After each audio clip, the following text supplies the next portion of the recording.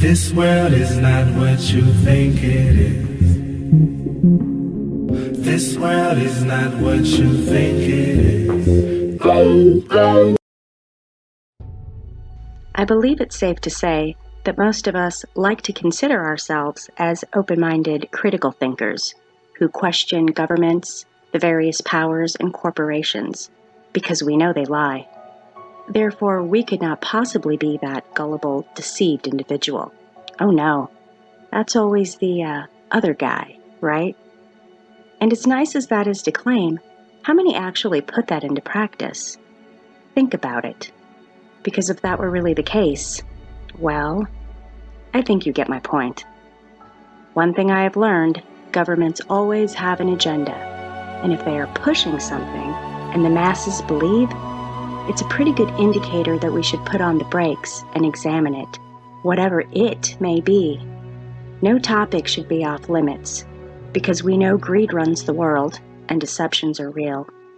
So if the facts we are given hold any water, then they should stand up to scrutiny. And by examining the facts, well, that is how we will find the truth. So friends, let's start looking at the facts. Flat Earth is the catalyst to break the chains that mentally, spiritually, physically, and scientifically bind humanity. We Flat Earthers aren't anti-science. We Flat Earthers are unashamed truth addicts trying to free science from lies, faith-based, globe religious zealotry, and the heliocentric nonsense that has bound it for generations. Scholastically speaking, I'm a fairly educated person. I graduated from college magna cum laude, and I took astronomy in college. I have a master's and a Juris Doctorate. Up until just a few years ago, I genuinely believed in the globe and considered space and astronomy essential for the well-educated man. I would say that I underwent a paradigm shift around 2008 when I came across Architects and Engineers for 9/11 Truth. The symmetrical and free-fall collapse of World Trade Center Building 7, which was not hit by an airplane, is 100% proof that our government lied to us, and that none of our institutions are there to expose or protect us from this vile conspiracy that stretches across and controls many nations. Steel-constructed skyscrapers cannot collapse from small office fires symmetrically and at free-fall speeds. It's impossible. 9/11 proves that our government and its owners control the narrative, the media, the military, the police forces, and all other major institutions. Yes, the 9/11 conspiracy is indeed a frightening truth. Moreover, any supposed social contract we once had with our government ended on 9/11. The United States government was in the very least an accessory in this heinous crime, which was not only used as a pretext to murder millions, but also to deprive all Americans and future generations of liberty under the threat of a manufactured boogeyman. Despite my vehement distrust of the U.S. government, I somehow still considered NASA exempt from the corruption. That all changed when I read David McGowan's Wagging the Moon Doggy, which thoroughly debunked the Apollo moon missions. I loved space too. I really wanted to believe in NASA, but the evidence that NASA lied is indisputable. NASA is a criminal organization that steals $59 million per day under false pretense. Seriously, how can any intelligent person think that this is genuine footage of a spaceship in lunar orbit? NASA is a scam. In addition, any reverence I had for academia ended with Wagging the Moon Doggy, as no major institution has ever pointed out the blatant lie. The lunar lander is a piece of junk made from curtain rods, aluminum foil, tar paper, scotch tape, some useless, space-looking abstract art sculptures, and some very poor construction. Does that really look like a spaceship to you? Look at the astronauts suspended by wires. The wires are visible throughout the Apollo missions. Look at the telltale signs of 1960s movie backdrops used throughout all of the Apollo missions. Research how the inverse square law of light and how that proves the moon landings were fake. Then around April 2015, I had a larger paradigm shift. A friend of mine and a fellow NASA moon landings debunker, who many of you know as Jibby Jedi, sent me an email to check out a video by Mark Sargent. I was highly skeptical, but I soon realized that there was enough substance to the flat Earth that we needed a Socratic debate on the subject. Accordingly, I opened a debate on an internet forum where I invited flat earthers and globe earthers to present their best cases. At that time, I thought the flat earth was a government-controlled psyop to discredit moon landing debunkers, and I wanted to save my fellow truth seekers from the government psyop. Wow, was I wrong. The flat earth arguments were well-reasoned and substantial. Globe earth arguments were circular, specious, and vacuous. I thought the globe advocates, whose numbers far outweighed the flat earthers, would destroy the flat earthers. But instead of presenting a strong case in favor of the official globe narrative, globe supporters relied on name-calling, fraudulent videos, feeble presuppositions, strawman arguments, conformity, and incessant appeals to authority. From the beginning, I heard the best case the globe had, and it was shockingly pathetic, and it still is. We already know that the evil cabal can get away with huge lies. 9/11, Gulf of Tonkin, and the phony moon landings prove that. But I want to talk to you about what I have termed institutionalized conformity. It is the top-down, systematic, institutional conditioning of humanity from cradle to grave, and it created the globe. Institutional conformity is founded on a blend of three elements: the knee-jerk Pavlovian response, group conformity, and the expert. These three elements have worked in tandem to force society into an unwitting love affair with the globe and space. Many of you are already familiar with the Pavlov's dogs experiment. Essentially, at the end of the 1800s, Ivan Pavlov was able to condition dogs to salivate every time a metronome was played. Pavlov did this by bringing out food while simultaneously playing a metronome. Only after a few repetitions, Pavlov removed the food, but the dogs would still salivate in response to just the sound stimulus. This is referred to as classic conditioning. Of course, we are not dogs, but to an extent, people can also be conditioned. Humanity has been conditioned to love space and the globe. That's a fact. You have seen the globe and other space images thousands of times in your life. In addition to loving space and the globe, you have been programmed to scoff at even the mere mention of the flat earth through unrelenting, repeated conditioning since childhood in schooling, media, and entertainment. Although the narrative is changing from Columbus to ancient Greece, I was taught in elementary school that everyone knew Columbus was going to fall off the edge. But the smart Columbus knew better than the stupid flat earthers, and Columbus proved it was a globe. Even MTV's rebellious channel always started with the U.S. government's Apollo mission to the moon. How rebellious is that? The programming has been unrelenting and everywhere. Public schooling and the grading system were instrumental in creating your inflated globe ego and that conditioned response. But here's a question for you. How do you know when you're having a conditioned Pavlovian response?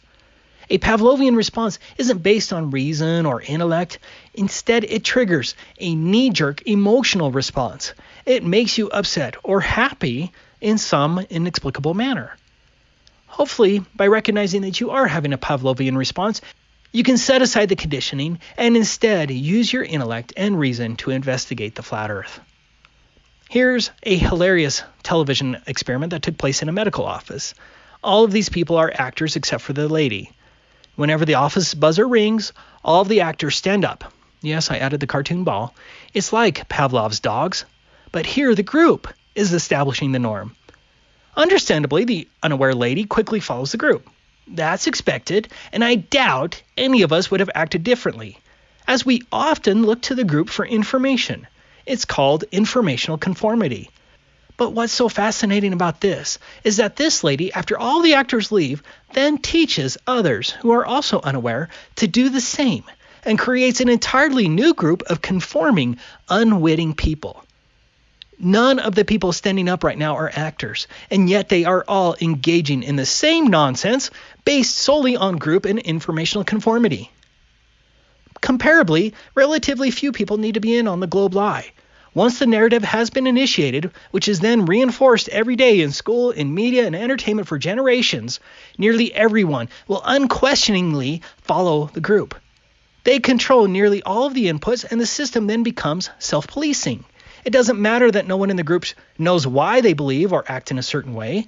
The narrative has already been set and is followed religiously by the group in lockstep.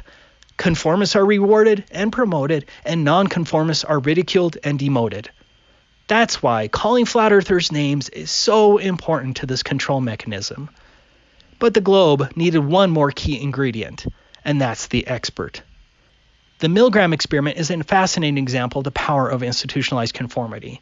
In this case, the oblivious person at the electric shock generator called the teacher. Remember, this teacher is the only person who isn't an actor.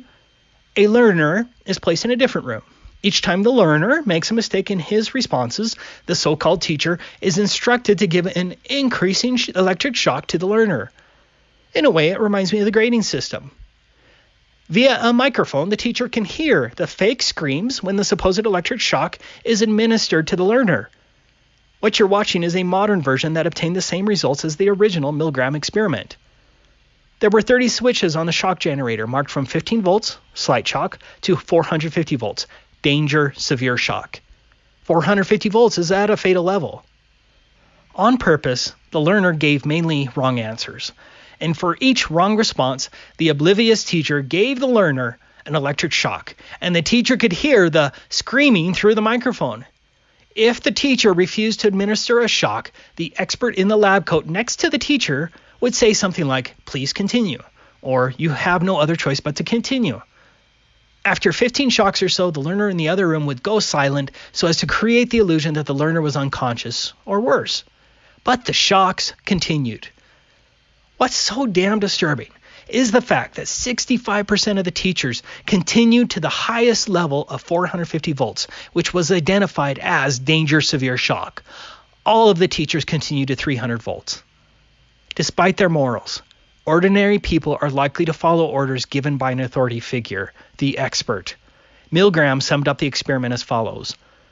The legal and philosophic aspects of obedience are of enormous import, but they say very little about how most people behave in concrete situations. I set up a simple experiment at Yale University to test how much pain an ordinary citizen would inflict on another person simply because he was ordered by an experimental scientist.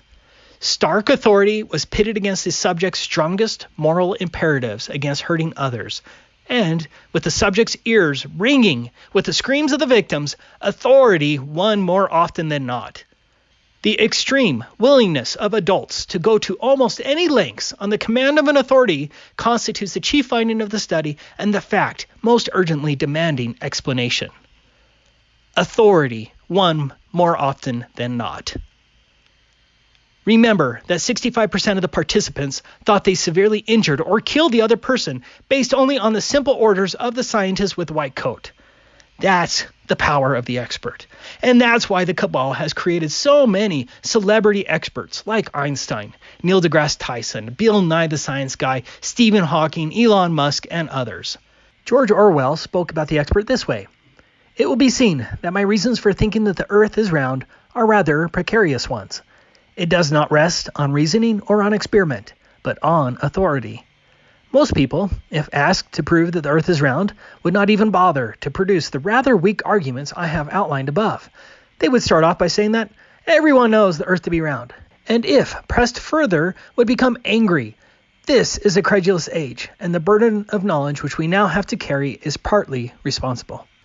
The power of institutionalized conformity is evident in the following example.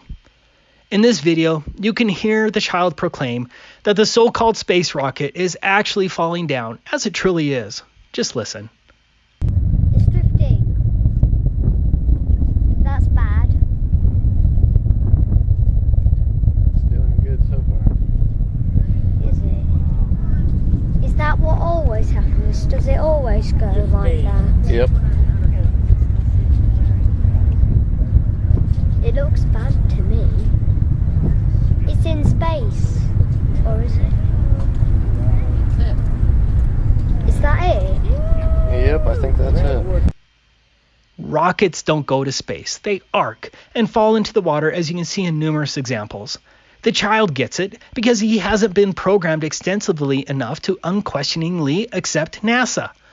Instead, the adult won't allow himself to question his many years of space indoctrination, even though his eyes tell him otherwise.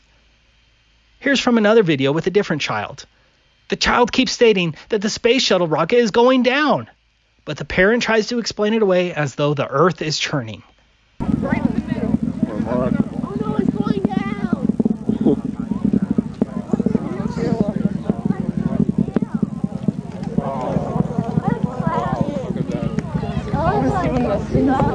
Mark.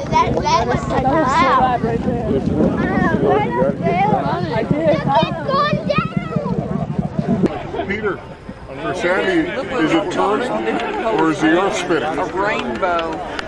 Sandy? It's not turning, the earth is spinning. Sandy? Already. That's going straight up, it's just the earth is turning. We're moving away from it. Truly, the children were wiser than their parents who refused to see the obvious. The children could easily recognize that the rocket is not going into space, but the parents would not allow themselves to question it. What do your eyes tell you? Just look at this space shuttle launch. Does any person here really think that this space shuttle is in space? It's laughable. Do you understand what I mean by institutionalized conformity and how powerful it is and how we need to be wary of it?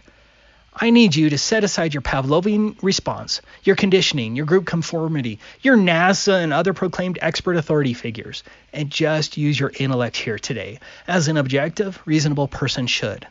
Flat Earth is founded on observable, testable, and repeatable experiments that you can do yourself. Flat Earthers don't want group or informational conformity. We don't want you to appoint anyone as your expert. We want you to think for yourself and to test the flat earth yourself and then share your findings with the rest of us. That is the beauty of the flat earth. Flat earth usually begins with the globe curvature formula. At least that's where it started for me. According to the globe math, 8 inches per mile squared represents how much a distant object should be hidden below the horizon from a ground level view based on the official mathematical dimensions of the earth, i.e. a ball Earth with a circumference of 24,901 miles. Under the globe, this is mathematically accurate for all observable distances. So, what's the alleged curvature drop at 6 miles under the globe? I hope everyone can do this now. Square the miles, 6 times 6, multiplied by 8 inches, which equals 288 inches. Divide by 12 to convert from inches to feet. In 6 miles, there should be a curvature drop of 24 feet. It gets exponentially worse for the globe. 8 miles distance, 43 feet should be hidden below the horizon. 10 miles, 67 feet. 20 miles, 266 feet. 50 miles, 1,666 feet. 100 miles distance, 6,667 feet should be hidden below the horizon. This massive curvature drop should be seen and experienced every day, but it isn't. And I will show you many examples unquestionably proving this curvature does not exist. But let's first talk about the horizon. If you know my channel, then you probably already know that the horizon test is my favorite proof of the flat earth. It is so easy and so overlooked. Globe supporters and flat earthers have very different views of what the horizon is. Under the globe model, the horizon is a concrete and tangible physical barrier demarcating the point when distant objects are obscured by the curvature. Under the globe, the horizon could theoretically appear closer due to haze, miraging, waves, and swells, but the horizon could never extend further than that mathematical, physical Earth curve edge. On the other hand, flat earthers correctly recognize that the horizon is not tangible, but a matter of perspective, and thus the horizon rises with the observer, an impossibility under the globe. The fact that railroad tracks meet at the horizon proves the horizon is a matter of perspective. Of course, haze and poor viewing conditions reduce the distance to the apparent horizon, but so long as we have a nice clear day without miraging, we can test the globe horizon and determine its veracity. The globe fails miserably. The distance to the globe physical horizon is roughly 1.225 times the square root of the height of the observer. But you can also use a calculator. This globe curvature calculator calculates both the distance to the horizon and the amount that should be hidden behind the alleged globe curvature. Both of these calculations can prove the flat Earth. You've probably seen the 8 inches per mile squared curvature chart many times, but here's a quick distance to the horizon chart to help you get familiar with the numbers. For example, a person standing on a shore at 6 feet above the water should not see a horizon beyond a mere 3 miles under the globe model. That's definitely measurable if there was such a globe horizon. All the observer needs to prove the flat Earth is a pair of binoculars. But here's a clip where National Geographic was less than honest with its viewers. In this clip, National Geographic stated that because of the curvature of the Earth, that 1.5 stripes are hidden behind the curvature. If you're intelligent, you already caught the problem. The horizon is beyond the flag. Therefore, absolutely none of the flag can be hidden behind an alleged curvature. That's impossible. I hope you understand that. National Geographic went to that lake to prove the curvature, but instead proved that National Geographic is a purveyor of disinformation, and there are so many more like them. But let's begin with a positive, easy to proof the flat Earth using the horizon. This was my wife's video. We're looking at some footage filmed by Wide Awake at an observation height of 2.3 feet. At an observation height of 2.3 feet, the distance to the horizon under the globe model would be a maximum distance of 1.86 miles. That is very short. We are looking at the Bayport Channel entrance light. It was 3.49 miles away from the observer. According to the curvature calculator, only 1.8 feet should be hidden. Not a big deal, right? But remember that the horizon was supposed to be only 1.86 miles away, and that rack is 3.49 miles away. Does the globe model work here? Of course it doesn't. And here's the reason why I love these horizon distance experiments. The presupposing globe propagandist will tell you that the image of the horizon has jumped the curvature and you're staring at a mirage. Why is that explanation ridiculous? Because the entire rack is still there. Refraction cannot remove the bulge of water in front of the rack and then move the bulge many miles further away without affecting the rack. The entire rack cannot be a mirage since only 1.8 feet should have been hidden. So the globe propagandist wants you to think that the rack stayed in place unaffected while the water bulge selectively disappeared and then reappeared miles further away. They not only want you to believe in bendy water, they want you to believe that this bendy water is magic. I know it's a strong delusion, but please open your eyes. But it gets worse.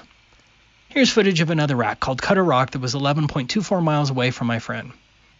According to the curvature calculator, 59 feet should have been hidden behind the globe. The top light on Cutter Rock is only 16 feet high. You shouldn't see the light whatsoever. Already the globe model fails. But let's look at the horizon distance. You can't see the horizon in this footage, but then Wide Awake was clever and took a time-lapse photo of Cutter Rock with a higher exposure. Here's the photo. What is that? The horizon is beyond Cutter Rock. Remember, the horizon was supposed to only be a maximum distance of 1.86 miles, and this photograph shows a horizon beyond 11.24 miles. Ouch. Now that hurts the globe. Here's another example. For this observation, BMLS B69 was at an elevation of 105 feet above the water. At an observation height of 105 feet, the globe horizon would have to be closer than 12.6 miles. There are 3 oil platforms. The first one was 11 miles away, the second was 22 miles away, and the third was 26.4 miles away. Based on the official dimensions of the globe, the horizon line should be in front of the second platform. In fact, the second platform should be hidden by 59 feet. The third platform should be almost entirely hidden by 129 feet. As you can see with your own eyes, the horizon, which was supposed to be under 12.6 miles, is not only beyond the second platform, the horizon is beyond the third platform, further than 26.4 miles. We know that none of the third platform is obstructed by the curvature, as the horizon is beyond the platform. Are we to believe that the bulge of water selectively disappeared from in front of the second platform, where it was supposed to be hiding 59 feet, and then the bulge of water reappeared well beyond the third platform, and this disappearing and reappearing magic effect happened all without affecting the 2 platforms themselves? For this next test, BMLS B69 brought his camera down to just 1 foot off of the water. At 1 foot, the distance to the horizon of the globe must be closer than 1.2 miles. There were 2 platforms visible. The closer one on the right is Platform Hill House at 6.21 miles away. The further one on the left was Platform Habitat. It was 9.41 miles away. Please raise your hand if you see the problem. Where is the horizon line? Remember, the horizon was only supposed to be 1.2 miles away, and the horizon is not only past the first platform at 6.21 miles, it is well beyond the second platform, beyond 9.41 miles. Using this example, I want to teach you how the apparent horizon distance can be used to determine the minimum size of the globe if we did indeed live on a globe. Let's assume that the horizon in this example is at least 10 miles away. Obviously it's further, but 10 miles is fine. But is it possible that no one ever thought to measure the size of the Earth by measuring the distance to the horizon? It seems so basic. You believe in a ball? Well, go out and measure it. Where is my Nobel Prize for what should be elementary knowledge? Here's the theoretical radius of the Earth formula using the Pythagorean theorem, and it can be used for any horizon observation. I don't want to bore you with all the calculations, but at an observation height of 1 foot and a horizon at least 10 miles away, the globe would have to have a radius of 264,000 miles. That's a radius 67 times larger than the alleged size of the globe Earth. I think this disposes of the big Earth theory. I have come here to chew bubblegum and kick ass. And I'm all out of bubblegum.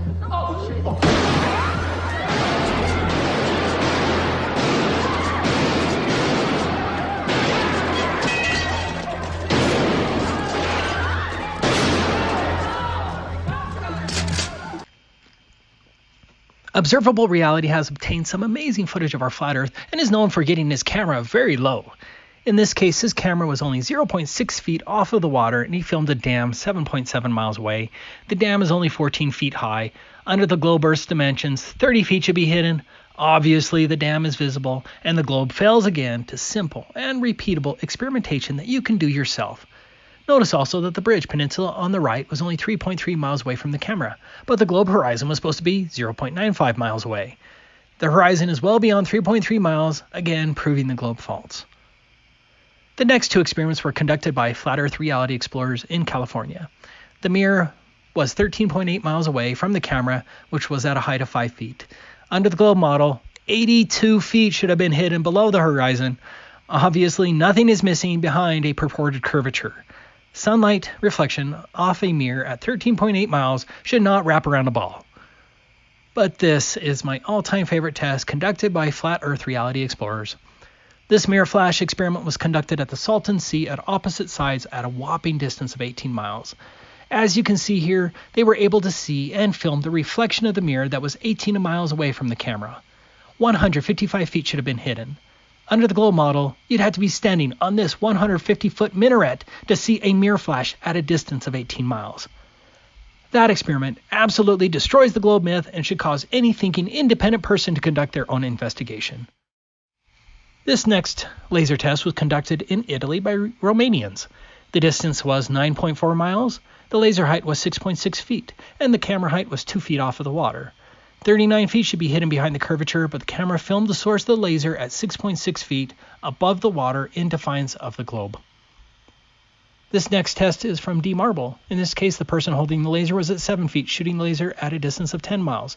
At 10 miles under the globe model, the observer would have to be at a height of 30 feet in order to see the laser source. Instead, you can see the source of the laser at just inches above the water. For this test, Dr. John D., who has a PhD, confirmed with the laser that over a distance of 9.5 miles, there's absolutely no curvature. 39 feet should have been hidden under the globe model. Nothing was hidden. One of the common objections I hear is that all of these tests were conducted over water. Well, duh, water is flat and you don't have ground obstructions. But the next two tests by Grota 1 were conducted over ice. In this first test, Grota 1 drove a snowmobile 7.5 miles while he maintained a visual with the distant laser. Here's the laser from 7.5 miles away. This is over frozen, solid ice. Based on an adjusted laser height of 2.4 feet, over 21 feet should have been hidden. Instead, Grota 1 filmed the laser hitting his hand and on the ice at his feet. Here he is filming the source of the laser with his camera only 10 inches off of the ice. In this next test, Grota 1 sets a camera on the frozen lake at a height of 8 inches and then drove 7.4 miles away where he placed a mirror down on the frozen lake at a height of 14 inches. He didn't zoom in so that he could maintain the clock in view and synchronize the mirror. Based on the 8-inch observation height of the camera, 25 feet should have been hidden below the horizon, and you can see the tiny mirror flash at only a height of 14 inches. Regardless of the conditions, the globe math fails repeatedly. There are dozens of globe-defying photographs on the Beyond Horizons website. Here's the record photograph of Pic Gaspard at a distance of 275 miles or 443 kilometers. According to the globe model, with an observation height of 9,272 feet, the very top of Pic Gaspard at 12,730 feet should have been hidden 3,772 feet below the horizon. That's the top. Here's another one. This photograph was taken at a distance of 254 miles at an elevation of 9,354 feet on top of Neufons. He photographed Tête de l'Estrop at sunrise. The peak has an elevation of 9,715 feet. Under the globe math, 12,160 feet should have been hidden.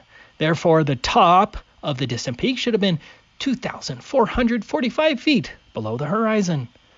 But this next photograph may dominate them all.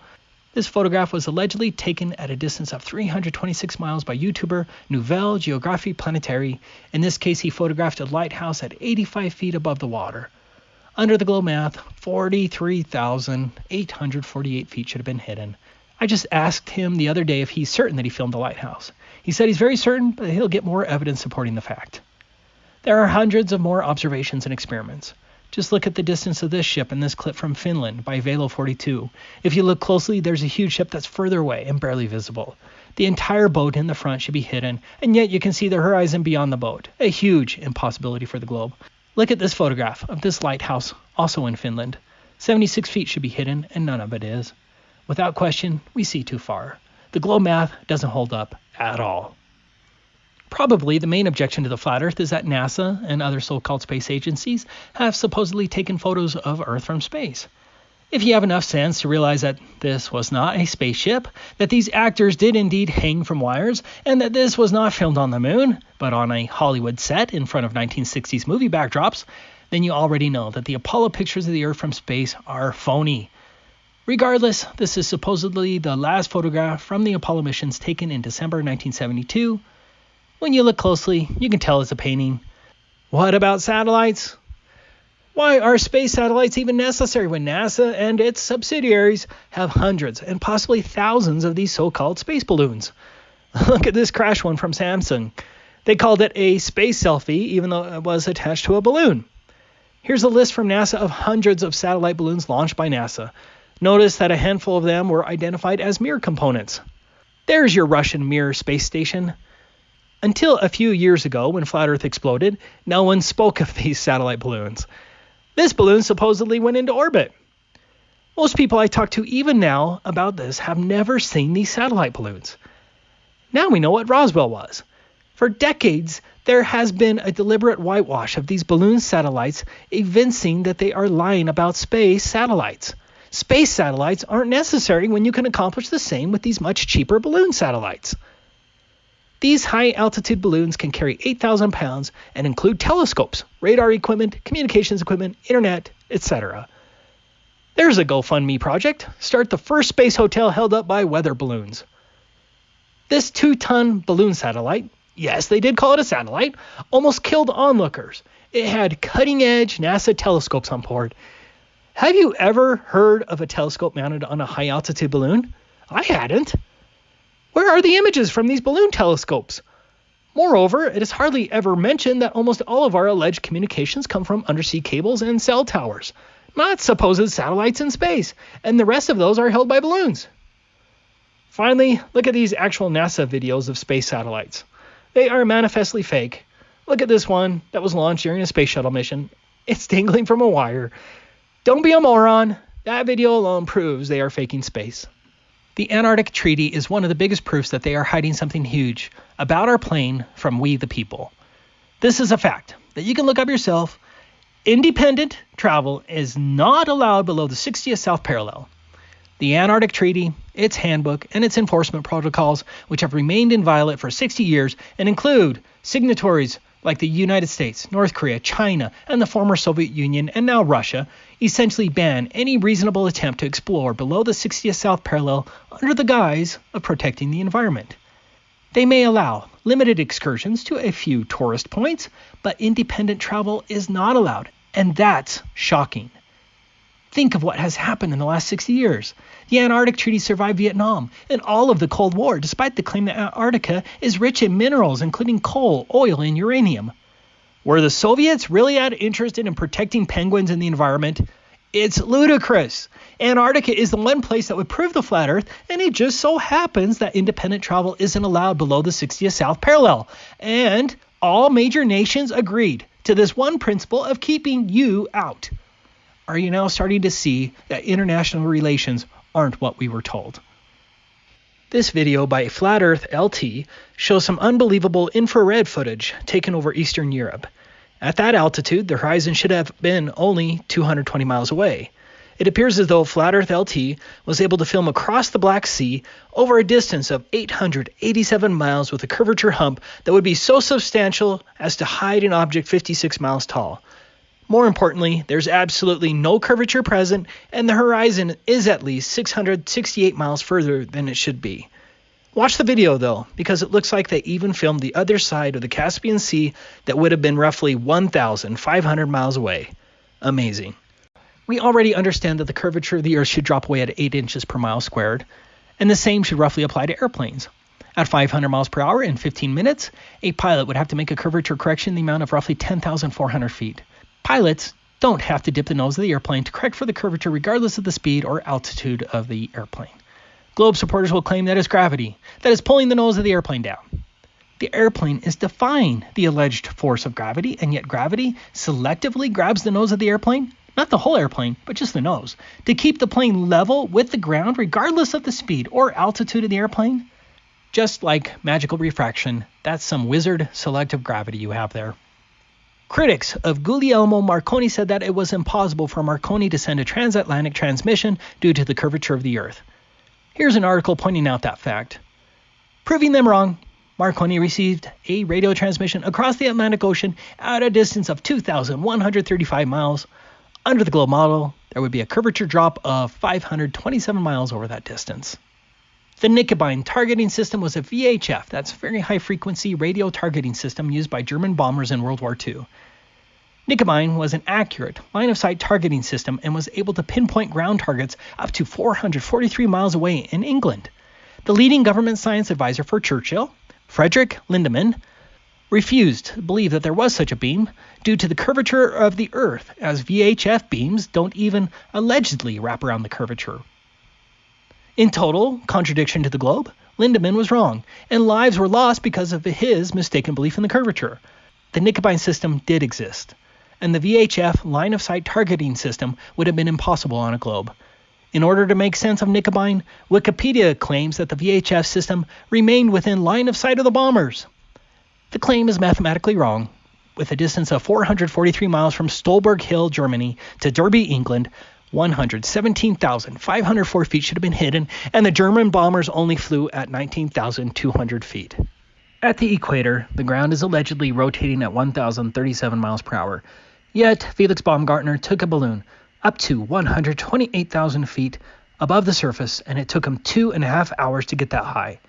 So, if the ground is rotating at 1,037 miles per hour at the equator, then Felix Baumgartner should have landed in the Pacific Ocean. As you are aware, Felix didn't land in the Pacific Ocean. He actually landed 44 miles east of his launch site. That's against the supposed rotation and the wrong direction.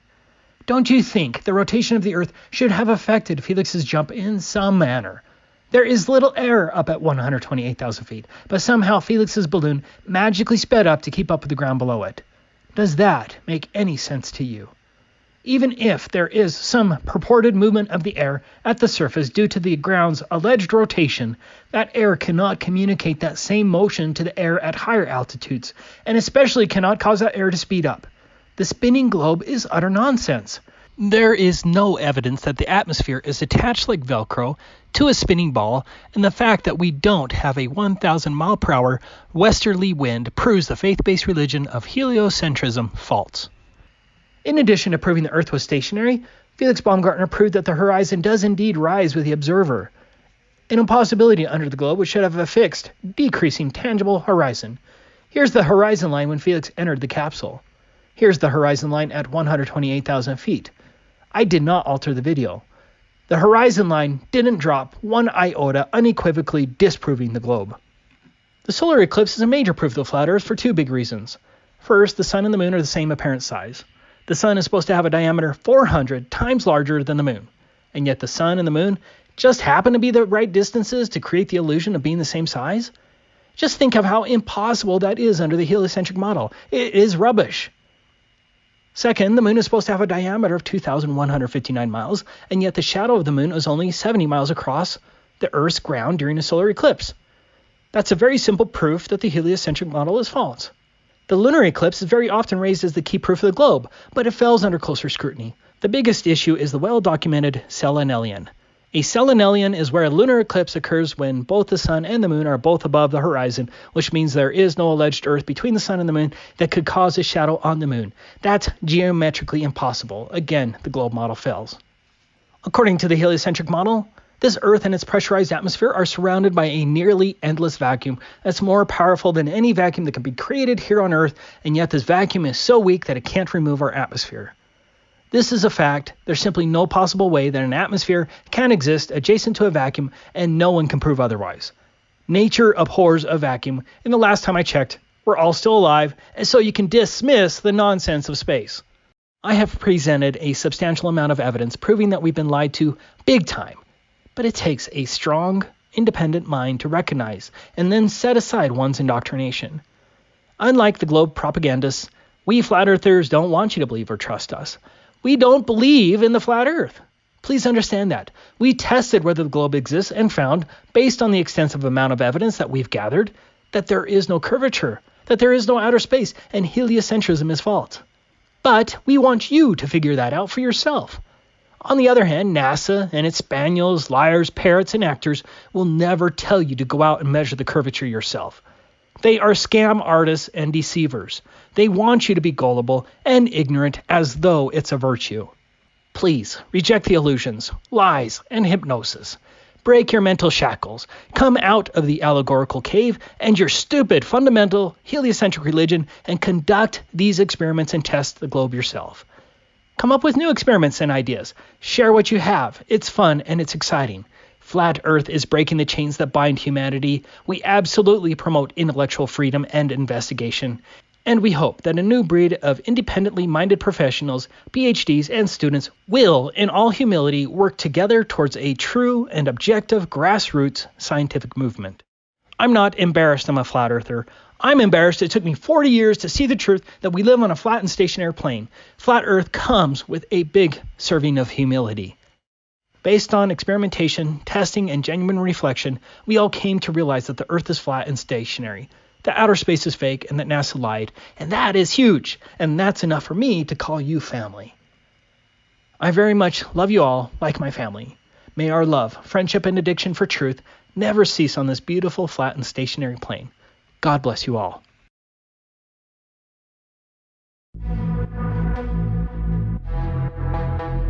History is written by those who dare to dream big and do the impossible. Did you just say the impossible?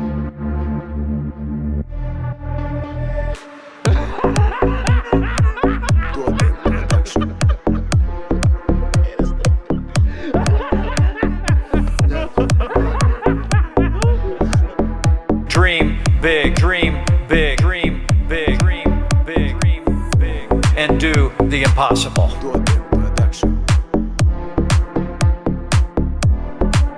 The impossible.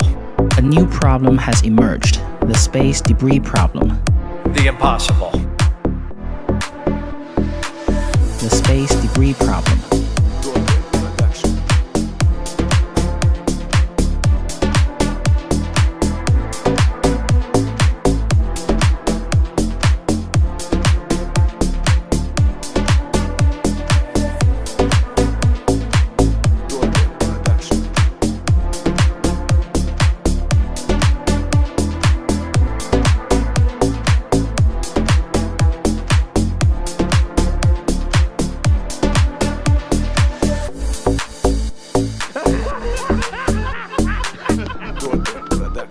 Over the past decades, space debris problem has become a headache to space operators. Depending on the size of the debris, at any point in time, there are over 17,000 baseball-sized space junk floating around in space. Floating is probably not the right word to use because every one of them is traveling at over 20 times the speed of a bullet.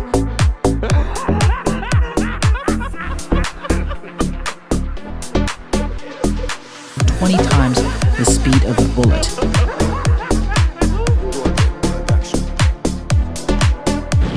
No, I don't. Sorry, I don't. there are over 17,000 baseball-sized space junk floating around in space. Floating around in space. Floating around in space. Floating around in space. Floating around in space. Floating around in space. Depending on the size of the debris, at any point in time, there are over 17,000 baseball-sized space junk floating around in space. Floating is probably not the right word to use because every one of them is traveling at over 20 times the speed of a bullet. The shot is so clear. Is this a hoax? Are you really in space still? See the hair?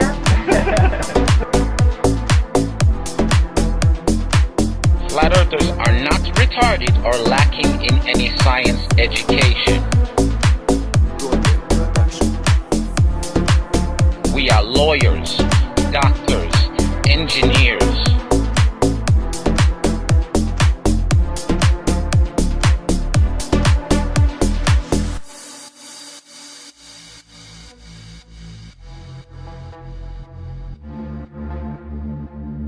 We, us, flat earthers.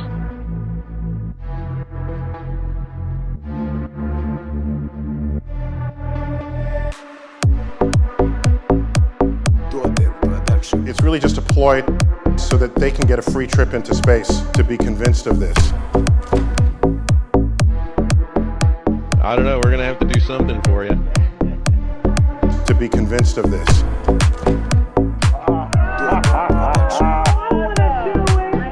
Oh yeah, I can do that. Watch this. To be convinced of this. $330 billion a year is spent on space. And it's surreal because things move slowly, but they move. So this is actual footage.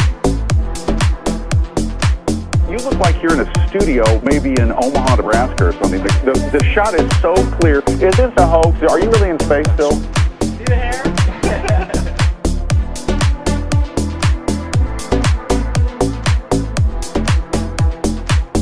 The Earth is flat. End of story.